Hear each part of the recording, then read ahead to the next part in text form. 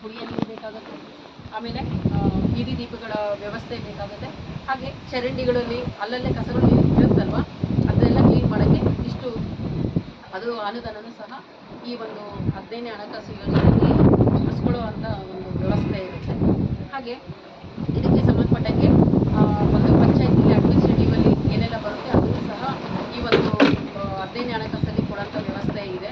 ಹಾಗೆಯೇ ಕೆಲವು ದುರಸ್ತಿ ಕಾಮಗಾರಿಗಳು ಮಾಡ್ಕೊಳ್ಳೋಕ್ಕೆ ಈ ಒಂದು 15ನೇ ಹಣಕಾಸಲ್ಲಿ ವ್ಯವಸ್ಥೆ ಮಾಡ್ಕೋಬೋದು. ಒಂದು ಸಣ್ಣ ಸ್ಲ್ಯಾಬ್ ಆಗಿರ್ಬೋದು, ಅಥವಾ ಅಂಗನವಾಡಿಯಲ್ಲಿ ಮಕ್ಕಳು ಅಂದರೆ ಮಳೆ ಬಿದ್ದಾಗ ಸೋಲ್ತಾ ಇರುತ್ತೆ, ಅದನ್ನೆಲ್ಲ ದುರಸ್ತಿ ಮಾಡ್ಕೊಳ್ಳೋದು, ಮತ್ತು ಸುಣ್ಣ ಬಣ್ಣ ಆಗಿರ್ಬೋದು, ಈ ಥರದ ಸಣ್ಣ ಪುಟ್ಟ ಕೆಲಸವನ್ನು ಮಾಡ್ಕೊಳ್ಳೋಕ್ಕೆ ನಮ್ಮ ಈ ಒಂದು 15ನೇ ಹಣಕಾಸು ಯೋಜನೆ ಉಪಯುಕ್ತ ಆಗಿದೆ ಅಂತ ಈ ಸಂದರ್ಭದಲ್ಲಿ ಹೇಳ್ತೀವಿ.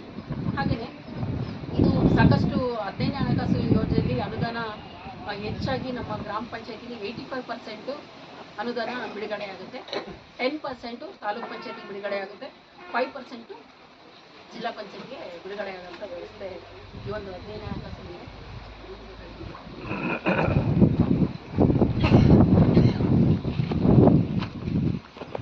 ಈ ಒಂದು 15ನೇ ಹಣಕಾಸು